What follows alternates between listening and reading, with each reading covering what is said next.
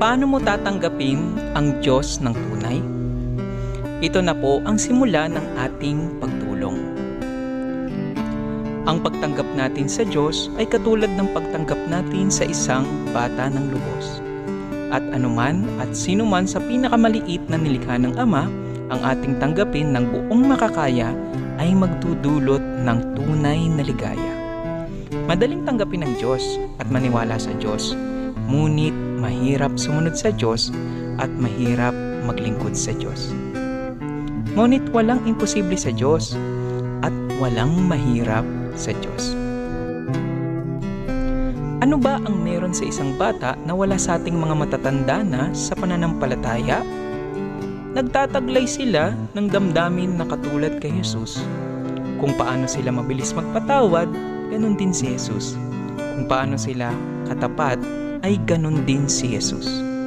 Ngunit sinabi ni Jesus na tumulad tayo sa isang bata at maging pastol tayo na laging handa. Ang Diyos, mabilis magpatawad, kaya kung may kasalanan ka, huwag mo itong gawing hadlang para makalapit ka sa Kanya.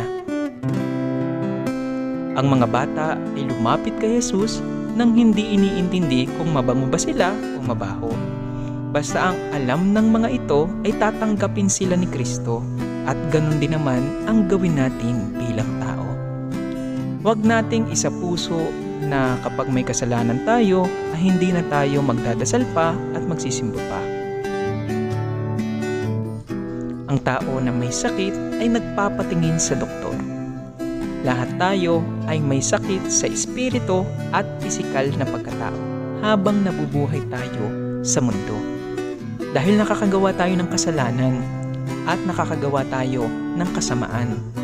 Kaya naman, tanggapin natin ang mga bata at tumulad sa kanila, sapagkat sa kanila nagahari ang Diyos Ama, Diyos Anak, at Diyos Espiritu Santo.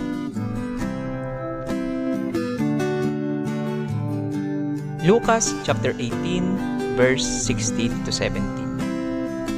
Ngunit tinawag ni Jesus ang mga alagad at sinabihang, "Hayaan ninyong lumapit sa akin ang mga bata. Huwag ninyo silang pagbawalan sapagkat ang mga katulad nila ang mapapabilang sa kaharian ng Diyos. Tandaan ninyo, ang sinumang hindi tumatanggap sa paghahari ng Diyos gaya ng isang bata ay hinding-hindi paghaharian ng Diyos." Ang mahalaga ay manatili tayong madasalin. Ang taong madasalin ay palaging pagpapalain. Paano natin maitutulad ang sarili natin sa isang bata? Ito ang ating tatalakayin sa susunod na kabanata. See you soon sa susunod na video, mga kapatid sa pananampalataya. Laging magdasal sa Panginoon para gumaling ang ating depresyon.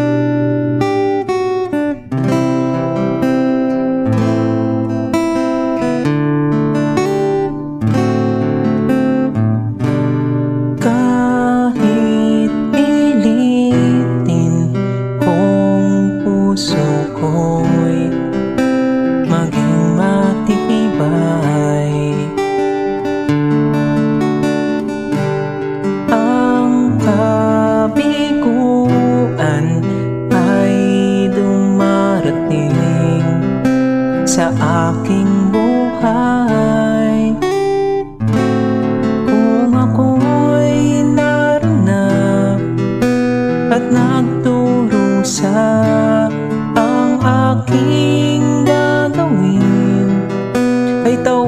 tatawagan ko siya, si Jesus, kung kailan kailangan siya. Palaging daron at karamay siya, si Jesus, kapag hindi ko na makaya, sa Kanya lang ako aasa.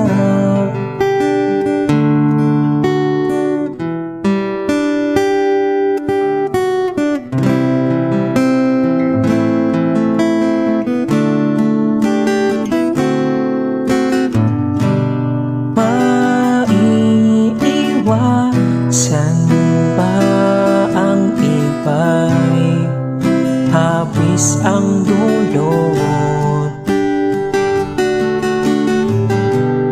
Kahit kaibigan ay nagbibigay sama ng loob, kung ako'y masaktan, saan pupunta ang aking gagawin? Ay tawagan ko siya, si Jesus, kung kailan kailangan siya. Palaging daron at karamay siya, si Jesus, kapag hindi ko na makaya, sa Kanya lang ako aasa.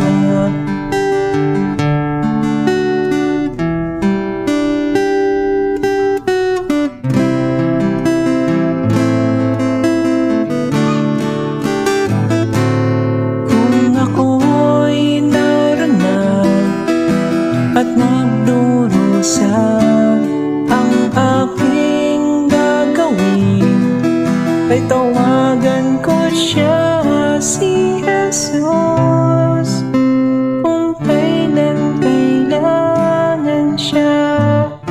Palaging daron at karamay siya, si Jesus, kapag hindi ko na makaya, sa Kanya lang ako aasa. Si Jesus, kung kailan kailangan siya.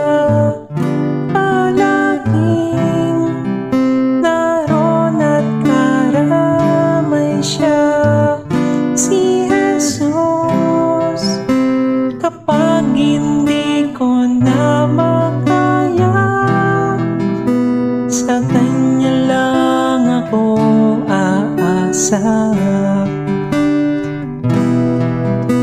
Sa Kanya